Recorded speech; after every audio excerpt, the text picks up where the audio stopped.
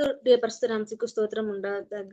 இன்றைக்கும் உங்கள் எல்லார் மத்தியிலையும் ஆண்டவருடைய தேவ செய்தியை கூறுவதற்கு ஆண்டவருக்கு நான் முதலாவதாக ஸ்தோத்திரிக்கிறேன்.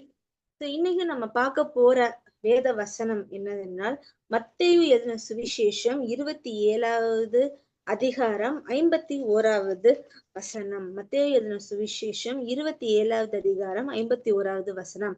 அப்பொழுது தேவாலயத்தின் திரைசீலை மேல் தொடங்கி கீழ் வரைக்கும் 2ஆக கிழிந்தது அப்படின்னு சொல்லி நம்ம பாக்குறோம். இந்த காரியங்கள் என்னது அப்படின்னு சொல்லி பார்த்தா, ஆண்டவர் நமக்காக சிலுவையில மறிச்சிடுறாங்க. மறித்ததுக்கு அப்புறமாக நடந்த சில காரியங்களை குறித்து நம்ம பார்க்க போகிறோம். ஆண்டவர் மறிச்சதுக்கு அப்புறமா பார்க்கும்போது நிறைய காரியங்கள் நடக்குது. அதுக்கு முந்தின வசனத்தை பார்க்கும்போது, இயேசு மறுபடியும் மகா சத்தமாய் கூப்பிட்டு ஆவியை விட்டார் அப்படின்னு சொல்லியிருக்கு. அதுக்கு அடுத்த வசனம் என்னன்னா, அப்பொழுது தேவாலயத்தின் திரைசீலை மேல் தொடங்கி கீழ் வரைக்கும் 2ஆக கிழிந்தது. ஒன்று நடக்குது. 2வது, பூமி அதிர்ந்தது, கண்மலைகளும் பிளந்தது அப்படின்னு சொல்லி நிறைய காரியங்கள் நம்ம பார்க்கிறோம். ஆனா இன்னைக்கு நம்ம பார்க்க போற முக்கியமான காரியம் என்னன்னா, தேவாலயத்தின் திரைசீலை மேல் தொடங்கி கீழ் வரைக்கும் 2ஆக கிழிந்தது சொல்லி. இதே வசனம் பார்க்கும்பொழுது மார்க் எழுதின சுவிசேஷம் 15வது அதிகாரம் 38வது வசனத்திலையும் இதே இது இருக்கு. தேவாலயத்தின் திரைசீலை மேல் தொடங்கி கீழ் வரைக்கும் கிழிந்தது. அதே மாதிரி லூக்கா எழுதின சுவிசேஷத்திலையும் 23வது அதிகாரம் 45வது வசனத்திலையும் இருக்கு. இந்த திரைசீலைனா என்னது அப்படிங்கறத நம்ம பார்ப்போம். இந்த திரைசீலைங்கிறது எப்பொழுதுல இருந்து ஸ்டார்ட் ஆகியிருக்கு அப்படின்னு பார்த்தா, பழைய ஏற்பாட்டுல இருந்து இது இந்த திரைசீலை அப்படிங்கிறது நம்ம வாசிப்போம். யாத்ராகமம்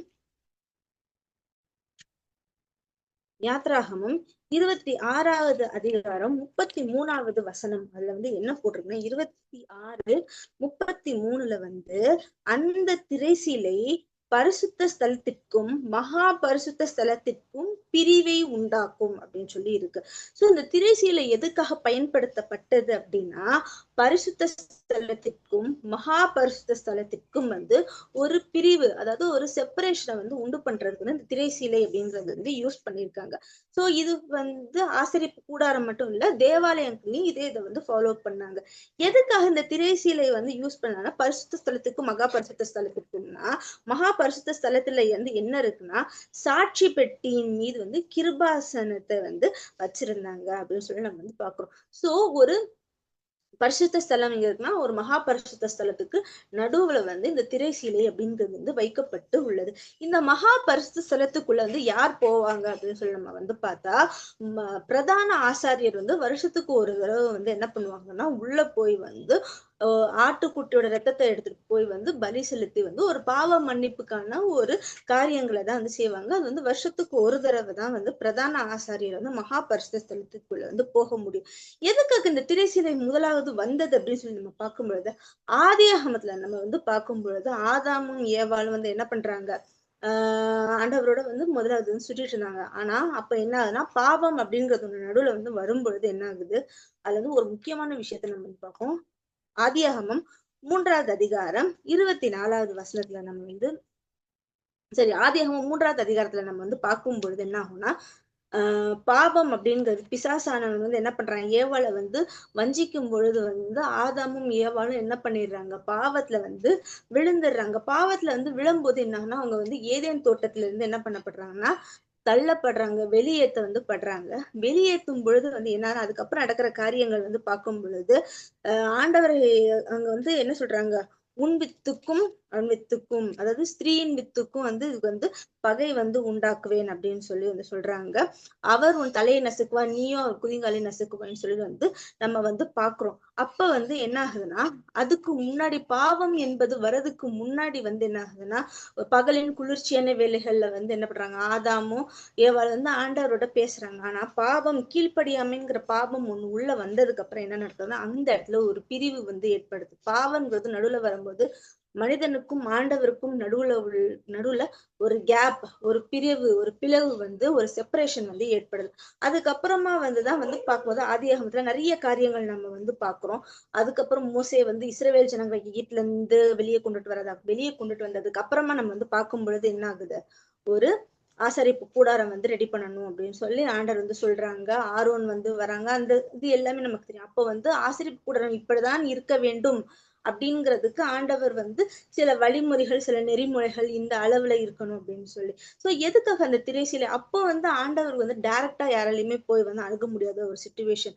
எதா இருந்தாலும் ஒரு இன்டர்மீடியேட், ஒரு ஆசாரியன் அப்படிங்கிறது நடுவுல இருந்து எந்த ஒரு பாவ மன்னிப்பா இருக்கட்டும், எந்த ஒரு மக்களுக்காக வேண்டுதல் செய்யறதா இருந்தாலுமே வந்து அந்த நடுவுல வந்து ஒரு இன்டர்மீடியேட் பர்சன் வந்து இருந்தாங்க. யாராலையும் தேவன் கிட்ட டைரக்டா வந்து போய் வந்து அணுக முடியாத ஒரு சுச்சுவேஷன்.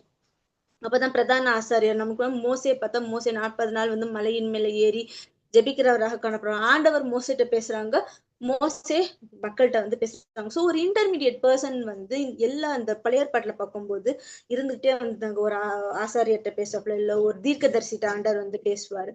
சோ இந்த காரியங்கள் வந்து நடக்குது. ஆனா இந்த புதிய ஏற்பாட்டை நம்ம வந்து பார்க்கும்பொழுது ஆண்டவர் இயேசு கிறிஸ்து வந்து நமக்காக இந்த பூமியில வந்து மரிக்கும் பொழுது என்ன ஆகுதுன்னா, இந்த மத்தேயு எழுதின சுவிசேஷத்துல நம்ம வந்து வாசிக்கிறோம்.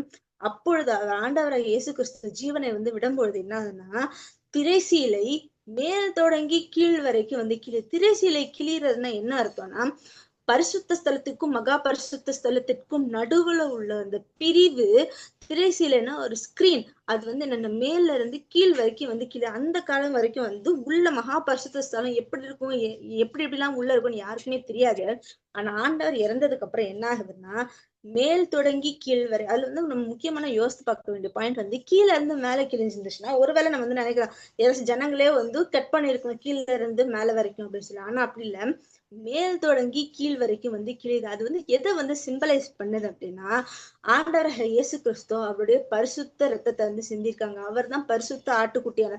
இந்த இடத்துல வந்து நம்ம வந்து பார்க்கும்போது பிரதான ஆசாரியர் தான் ஆட்டுக்குட்டியோட ரத்தத்தை எடுத்துட்டு போய் மக்களுடைய பாவ மன்னிப்புக்காக வேண்டுதல் செய்கிறவராக. ஆனா இந்த இடத்துல பார்க்கும்போதுதான் ஆண்டவர் பரிசுத்த ஆட்டுக்குட்டியாக இருந்து நமக்காக இந்த உலகத்தில் இருக்கிற ஒவ்வொரு ஜனங்களின் பாவத்தையும் அவர் என்ன சுமந்து தீர்க்கிறவராக காணப்பட்டார். அவரே வந்து ஒரு லாஸ்ட் சாக்ரிஃபைஸா வந்து நம்ம எல்லாருக்காகவும் வந்து இருக்கும் பொழுது என்ன ஆகுதுன்னா, நமக்கும் ஆண்டவருக்கும் இருக்குல்ல அது நடுவுல இருக்கிற இந்த திரைசீலை நம்ம டைரக்டா வந்து ஆண்டவர் கிட்ட வந்து நம்ம வந்து விண்ணப்பம் வந்து பண்ண வந்து ஒரு வழியை வந்து ஆயத்தப்படுத்துகிறோம். அதே மாதிரி நம்ம பார்க்கும்பொழுது ஆதியாகமத்துல 3வது அதிகாரம் 24வது வசனத்துல வந்து நம்ம முக்கியமான பாயிண்ட் வந்து பார்ப்போம்.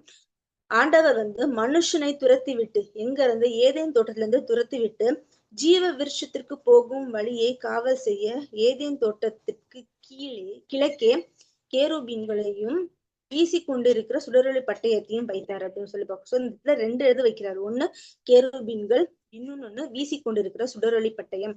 எதுக்காக வைக்கிறாங்க அப்படின்னா வந்து ஜீவ விருட்சத்திற்கு போகும் வழியை காவல் செய்ய அப்படின்னு சொல்லி.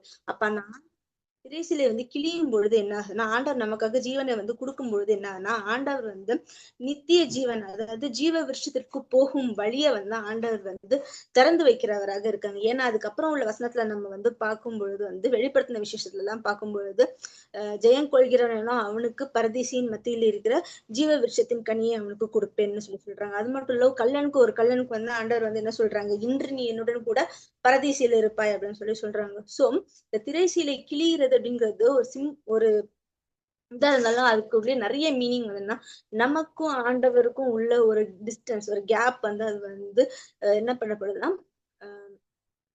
நம்ம ஆண்டவருக்கு டைரக்டா நம்ம வந்து எந்த ஒரு விண்ணப்பங்களும் ஒரு இன்டர்மீடியட் பர்சன் யாருமே இல்லாம நம்ம ஆண்டவர் கிட்ட டைரக்டா போகிற ஒரு வழியை வந்து ஆண்டவர் வந்து திறந்து வைக்கிறவங்களாக இருக்காங்க.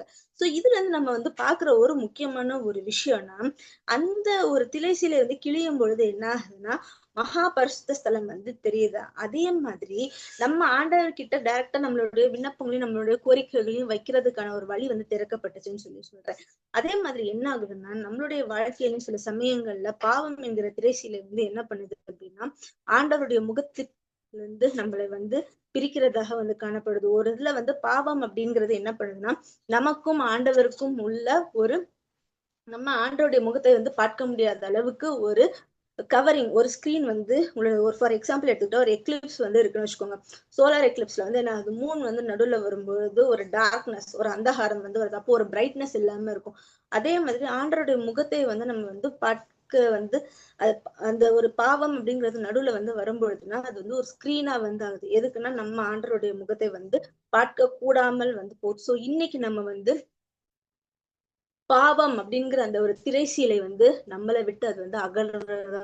அது எப்படி அந்த திரைசீலை வந்து மேல் தொடங்கி கீழ் வரைக்கும் கிழியுதோ அதே மாதிரி இன்னைக்கு பாவம் என்கிற திரைசீலை வந்து என்னன்னா மேல் தொடங்கி கீழ் வரைக்கும் என்ன நம்ம அது வந்து அகன்று வந்து போகிறதாக இருக்கணும். அப்ப அப்படி நம்ம அந்த அகன்று வந்து போகும் பொழுது என்ன ஆகும் அப்படின்னு சொல்லி பார்த்தா, நம்ம ஆண்டவர் கிட்ட வந்து நம்ம பேசுறது, நம்ம ஆண்டவருடைய முகத்தை வந்து பார்க்கிறவர்களாக. இப்போ ஒரு வசனம் வந்து இருக்குது, என்ன சொன்னா, பரிசுத்தம் இல்லாமல் ஒருவனும் தேவனிடத்திற்கு வந்து செல்ல வந்து முடியாதுன்னு சொல்லி நம்ம பார்க்கணும். சோ இந்த பாவம் அப்படின்னு நகரும்போது நம்ம வந்து பரிசுத்தமான ஒரு வாழ்க்கையை வந்து வாழும்போது, இந்த திரைசீலை வந்து பாவம் என்கிற திரைசீலை நம்மளை விட்டு போகும்போது, ஒரு பரிசுத்தமான ஒரு வாழ்க்கையை நம்ம வாழும்பொழுது, நம்ம ஆண்டவரை வந்து பார்க்கிற, நம்ம ஆண்டவர்கிட்ட பேசும்பொழுது ஆண்டவர் நமக்காக, நம்மளுடைய விண்ணப்பங்களுக்காக வந்து பதில் தருகிறவராக இருக்காங்க. சோ இந்த ஒரு திரைசீலை வந்து கிழியறதுக்கு இத்தனை விதமான அர்த்தங்கள் வந்து இருக்குது.